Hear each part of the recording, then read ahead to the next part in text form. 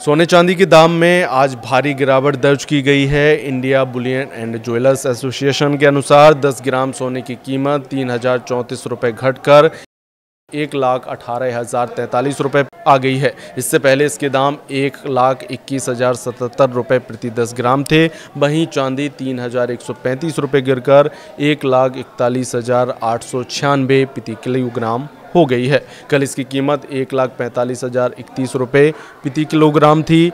IBGA की सोने की कीमतों में 3% GST, मेकिंग चार्ज और ज्वेलर्स मार्जिन शामिल नहीं होता, इसलिए शहरों के रेट्स इससे अलग होते हैं। इन रेट्स का इस्तेमाल RBI सोवरेन गोल्ड बॉन्ड के रेट तय करने के लिए करता है। कई बैंक गोल्ड लोन के रेट तय करने के लिए इसे इस्तेमाल करते हैं।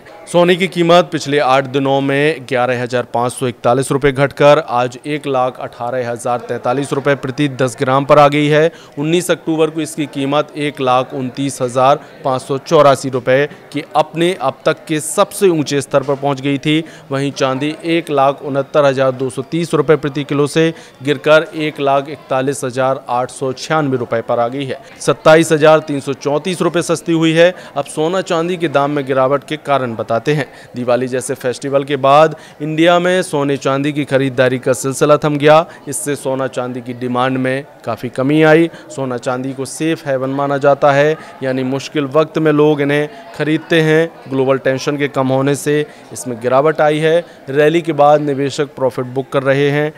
टेक्निकल इंडिकेटर्स जैसे रिलेटिव स्ट्रेंथ इंडेक्स दिखा रहे थे कि कीमतें ओवरबॉट जोन में पहुंच चुकी थीं, इसलिए ट्रेड फॉलोअर्स और डीलर्स ने बिकवाली शुरू कर दी है। लेकिन सवाल तो ये है कि क्या अभी सोने के दाम और गिरेंगे या नहीं। कई एक्सपर्ट दावा कर रहे हैं कि आने वाले समय में सोने और चांदी के दाम और गिरेंगे। इस साल अब तक सोने की कीमत 41,881 रुपये बढ़ी है। 31 दिसंबर 2024 को 10 ग्राम 24 कैरेट सोना 76,162 रुपये का था, जो अब 1,18,043 रुपये हो गया है। चांदी का भाव भी इस दौरान 55,879 रुपये बढ़ गया।